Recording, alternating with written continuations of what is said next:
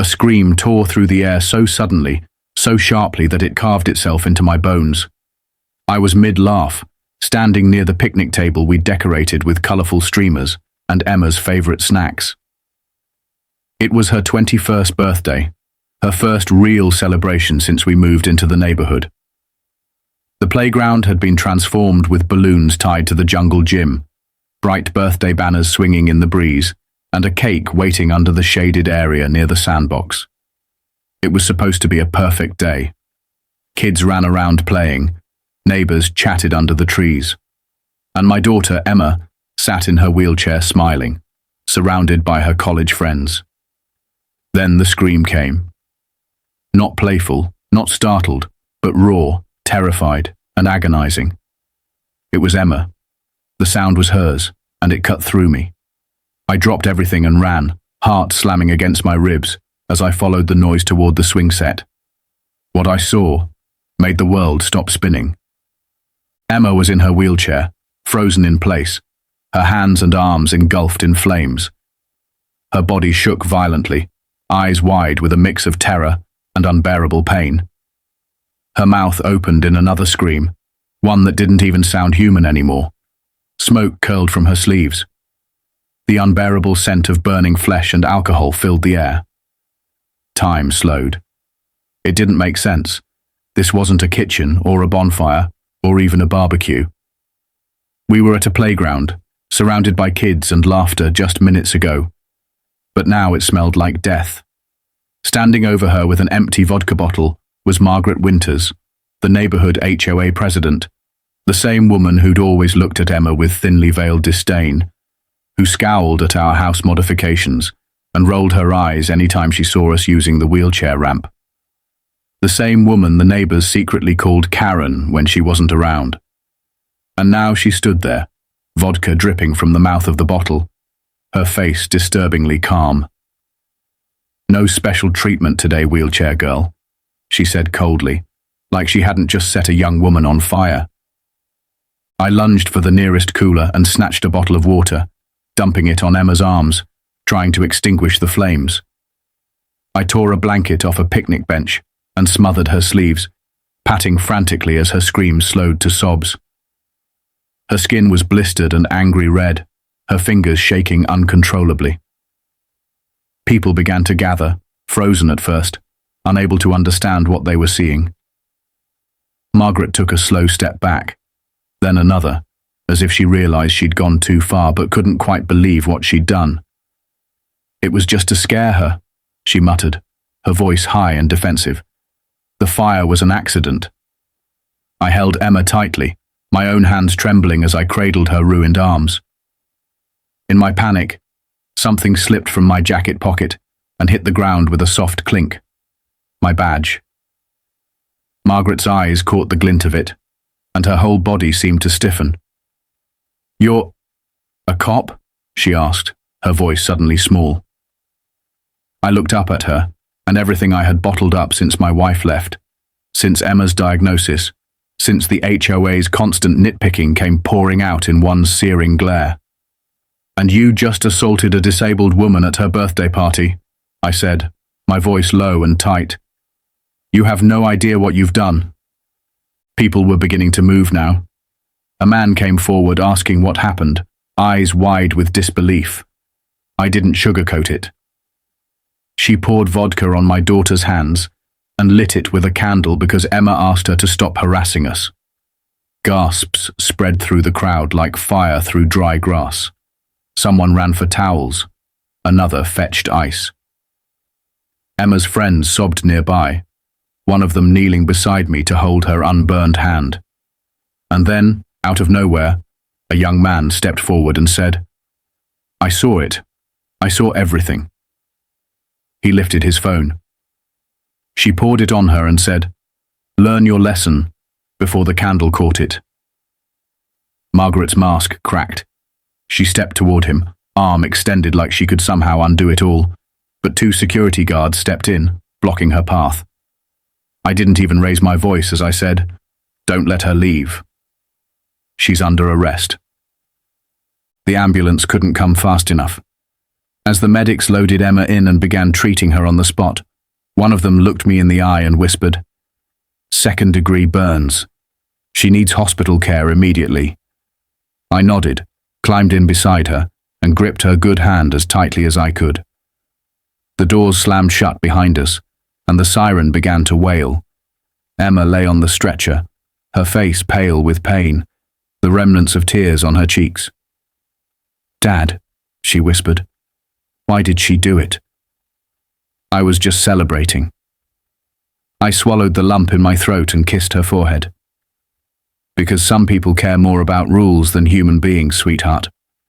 But I swear, she'll never hurt you again." Emma whimpered, curling into herself slightly. "It hurts so much. My hands still feel like they're on fire." The paramedic gave her another dose of pain medicine, speaking softly, reassuringly, while I held on to my daughter and tried to keep it together. The worst part wasn't the burns or the smell, or even the blood blisters starting to rise on her palms. It was the look in her eyes. That look that told me she didn't feel safe anymore, not even in a place made for children. At the hospital, it was chaos but focused. Doctors rushed her into emergency care. I wasn't allowed in at first, so I paced the hallway, replaying everything in my mind. Margaret's face, her words, the vodka bottle, Emma's screams. I gripped the armrests of the waiting room chair so hard my knuckles turned white. Eventually, a doctor came out and pulled me aside. "Her burns are serious," he said. "She'll need skin grafts. There may be nerve damage. I'm sorry, but she might not regain full use of her hands." I felt the floor tilt under me. Emma had been playing piano since she was 5. Even with cerebral palsy, she had worked so hard. Every note she played was a victory. And now? "Will she ever play again?" I asked, not even realizing how quietly I'd spoken. The doctor placed a hand on my shoulder. "We'll do everything we can, but I can't make that promise." Later, after they'd stabilized her and given her something for the pain, I was allowed to sit by her side. Her hands were wrapped in thick white bandages, and machines beeped softly around her. I brushed a strand of hair from her face. She was asleep, but her brow was furrowed, as if even in dreams the pain found her. My phone started buzzing on the hospital chair beside me. Calls from the police station, my captain, reporters who had already picked up the story. It was too late to hide this. The world now knew what Margaret Winters had done. The HOA president, who thought rules mattered more than kindness, had burned a disabled girl on her birthday, not realizing the man she just attacked was a cop with nothing left to lose. And now, justice wasn't just a duty, it was personal. Recovery was not a straight line. It was a battlefield of pain, frustration, and slow, grueling victories. Every morning started the same way. Emma would wake to a throb pulsing deep in her hands, like they were still aflame. The nurses came in with quiet voices and careful movements, but even their gentlest touch made her wince. Changing the dressings became a kind of ritual, an awful one. Layers of gauze soaked in antiseptic, bandages peeled away from fragile, healing skin, creams applied to reduce infection. Each time Emma bit her lip so hard she left marks. Sometimes she screamed. Other times she just cried silently, eyes locked on a spot on the ceiling, as though she was somewhere else entirely. The physical therapy sessions weren't much better. They gave her a soft ball to grip, gentle exercises to stimulate movement. But her fingers didn't want to bend. Her muscles had tightened, her nerves were unsure. "I can't do this," she cried one day, her voice raw with exhaustion. "It hurts too much and they won't move right." I knelt beside her, put my hands on her shoulders and said the same thing I told myself every day when I looked at her injuries. "Yes, you can. Just one more try. That's all you need to do. One more." And she tried, again and again, because Emma, even when she didn't feel it, was the strongest person I'd ever known. As the hospital days turned into weeks, something unexpected began to happen. The community that once looked away when Margaret complained about Emma's wheelchair ramp or suggested we didn't belong in the neighborhood began showing up. Neighbors came to the hospital with meals. Cards and flowers filled her room until there was barely space for the medical equipment. Emma's college friends filmed cheerful messages and sent gifts. A local bakery dropped off cupcakes decorated with musical notes and paint palettes. The art school she loved held a fundraiser, and in just 7 days, they raised over $50,000 to help cover her surgeries, medications, and therapy. The neighborhood had seen the truth of what happened, and they weren't going to pretend it didn't matter. The HOA board publicly fired Margaret. They issued an apology, not the half-hearted lawyer-written kind, but a real one. The newly elected president came to the hospital herself. She sat at Emma's bedside and said, "We're making every park, every facility accessible, and we're starting a scholarship for disabled artists in your name." Emma was too stunned to speak, but I saw the moment it clicked, that even through all the horror, something meaningful was growing from the ashes. Emma's healing wasn't just physical, it was artistic. The more she worked with therapists, the more she began exploring her art again. She couldn't hold a brush like before. Her fingers didn't have the same precision, but she adapted. She learned to use her wrists, her arms, sometimes even the side of her hands, to move paint across canvas. Her style changed. The soft realism she used to strive for gave way to bold lines, abstract forms, layers of color that radiated emotion. Her professors called it groundbreaking. One even said, "There's a depth to her work now that can't be taught." It was earned. Emma was evolving, not just surviving, but transforming. She turned her pain into something the world couldn't ignore. 3 months after the attack, Margaret Winters was brought to trial. By then, Emma's hands were healing, but still wrapped in light bandages. The scars were visible, angry red and purple lines across her palms and wrists. But she insisted on testifying. The courtroom fell into a stunned silence when she wheeled herself to the witness stand. She didn't cry. She didn't raise her voice. She told the truth, calmly, clearly, and with heartbreaking honesty. She spoke about how Margaret had approached her at the playground that day, criticizing her for the modifications to our home, for needing help, for asking for respect. Then she described in painful detail how Margaret poured vodka on her hands and stood there as the flame caught. "I was celebrating my birthday," she said, lifting her scarred hands for the jury to see. "Now I can't play the piano anymore. I'm learning to paint in new ways because I can't hold a brush properly. I have nightmares about my hands burning. Every night." Not a single juror looked away. Even Margaret kept her eyes on the table in front of her, unable to face what she had done. The prosecution had no shortage of evidence. Witnesses testified, including the young man who had seen everything. Doctors presented their findings. The court reviewed Margaret's history with the HOA, her relentless complaints against families with disabled children, her targeted rule changes, her attempts to exclude anyone she didn't see as fitting in. When Margaret finally took the stand, she was no longer defiant. She didn't deny what happened. Instead, she tried to explain. "I was under stress," she said. "The neighborhood, the standards, the pressure to keep everything perfect." She cried, but not once did she say Emma's name. Not once did she apologize. "I didn't see her as a person," she said, her voice shaking. "I saw her as a problem."